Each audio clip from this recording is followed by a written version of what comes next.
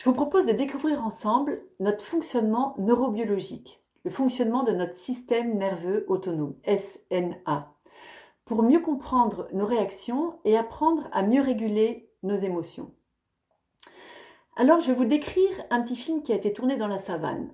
Une antilope broute tranquillement avec ses congénères quand surgit un guépard.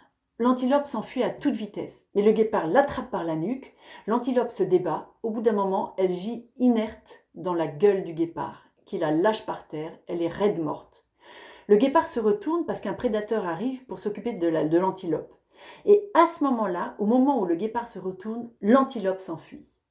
Eh bien, cette petite scène nous dit quelque chose du fonctionnement de notre système nerveux, qui est le même chez l'antilope et chez nous. Lorsque je suis en sécurité, je suis dans mon vagal ventral, tout va bien. Et lorsque je suis, moi, humain en sécurité, je suis en connexion avec l'autre. Ça, c'est très important. Je suis en lien avec l'autre quand je suis dans mon vagal ventral. Lorsque survient un danger, tout mon corps se mobilise pour ma survie, dans le combat ou la fuite. Le sang afflue dans mes muscles, mon cœur bat à toute vitesse, j'ai plus de salive, je sécrète de l'adrénaline pour le combat et la fuite. Si je suis face à un danger de mort, mon système nerveux se met dans le vagal dorsal. Il se fige, il se paralyse pour ma survie, comme si mon corps se mettait en veille pour ma survie. Ça, c'est très important. Je vous donne un exemple. Lorsque certains juges ne comprenaient pas pourquoi des jeunes filles qui étaient violées n'avaient pas réagi. Mais lorsque l'on perçoit un danger de mort, notre corps, de façon automatique, se met en mode figement. Donc, elles étaient dans l'incapacité de réagir en raison du fonctionnement du système nerveux. Parce que notre système nerveux fonctionne de façon automatique. Il pense danger, sécurité. Il est binaire. Et il est orienté pour ma survie. Comme mon système nerveux est bien calibré, je réagis de façon ajustée à un danger.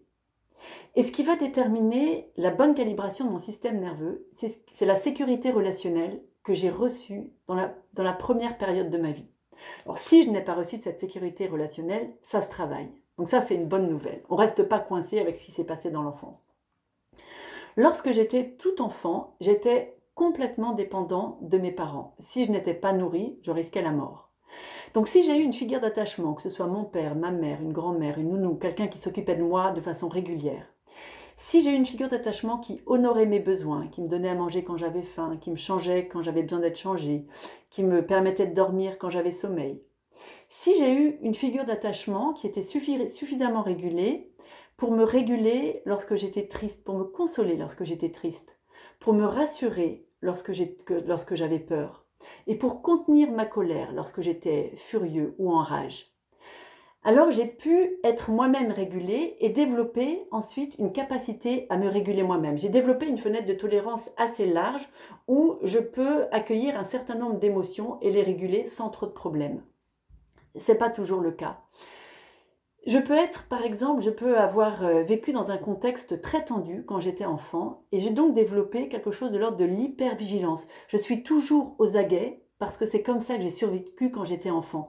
Face à ces tensions de mon environnement, je me suis suradaptée, j'étais tout le temps en train de voir comment je pouvais me glisser entre les gouttes pour ma survie. Je peux aussi avoir développé une hypovigilance, c'est-à-dire que je ne perçois pas le danger. Par exemple, j'ai été un enfant maltraité et du coup, pour ma survie, je me suis dissociée. Donc, je ne perçois pas le danger. Dans l'hypervigilance, je perçois du danger partout. Dans l'hypovigilance, je ne perçois pas de danger et mon système nerveux est décalibré. Pour vous donner aussi un autre exemple de décalibration du système nerveux pour bien percevoir qu'un danger de 1 kg peut être perçu comme un danger de 100 kg en lien avec notre histoire. Imaginez imaginez une jeune fille qui est en train de se promener avec ses amis et tout à coup passe tout simplement une voiture rouge. Et cette personne tout à coup se fige, transpire et dans tous ses états, elle est complètement paniquée. Alors que les autres disent, mais enfin, qu'est-ce qu'il y a? C'est juste une voiture rouge. Mais ce qui a paniqué cette jeune fille, c'est que dans son histoire, il y a eu quelque chose qui s'est mal passé avec une voiture rouge et qui la met aujourd'hui et qui réactive une sensation de danger alors qu'il n'y a pas de danger. Voilà comment se passe une surréactivité par un danger qui n'est qu'un danger de 1 kg et qui est perçu par le système nerveux comme un danger de 100 kg. Ça se passe aussi dans nos couples. Quand j'ai eu, par exemple, un parent qui criait beaucoup et j'étais complètement effrayée parce que je savais que derrière ces cris, je risquais de prendre des coups. Le moindre cri me fige et me paralyse. Et si mon partenaire crie, c'est pas très dangereux, c'est juste qu'il est en colère et qu'il crie. Sauf que pour moi, ce 1 kg devient 100 kg parce que dans mon histoire, les cris, c'est très très dangereux. Donc ça se joue au niveau relationnel. Ce qui est important aussi de bien comprendre, c'est que l'état de mon système nerveux génère une famille de pensées. Par exemple, si je suis dans le vagal ventral, donc tout en haut de l'échelle, le monde est amical. C'est tranquille pour moi. J'ai de la perspective, de la curiosité, du courage pour affronter les choses. Je me sens connectée aux autres. Donc je vais vraiment être dans une posture tranquille pour affronter les choses. Si mon SNA est dans la mobilisation, avec une énergie assez haute, quelque chose d'assez énervé, ma perception du monde va être qu'il est hostile et dur. Si je suis dans un état du SNA de vagal dorsal, le monde, dans une énergie basse, donc le monde va me paraître hostile et froid.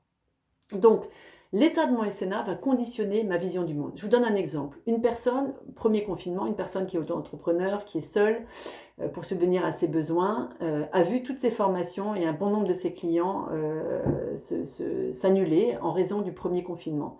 Elle était dans un état de panique absolument épouvantable. Donc, plus que panique, effondrement, dorsal, tout en bas de l'échelle.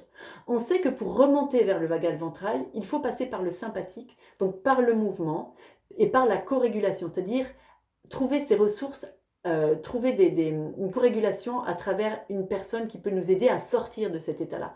Donc, cette personne, elle n'est pas restée dans le dorsal, elle a téléphoné à ses amis, elle a dit que c'était difficile pour elle, c'est une personne qui était priante, donc elle a beaucoup prié aussi, elle s'est mise en mouvement et elle est remontée vers le vagal ventral. Et aujourd'hui, sa façon de percevoir ce deuxième confinement est très paisible, alors que ça n'a pas changé. Elle a perdu ses clients, elle a perdu ses formations, mais elle dit qu'elle sent à l'intérieur d'elle-même une vraie paix et puis une créativité, elle a de la perspective pour l'avenir qui s'offre à elle. Donc voilà, très rapidement, comment fonctionne notre système nerveux. Donc dans une prochaine vidéo, on va voir comment est-ce qu'on peut réguler nos émotions en connaissant ce système nerveux et comment on peut articuler le SNA et le couple dans une troisième vidéo. À bientôt!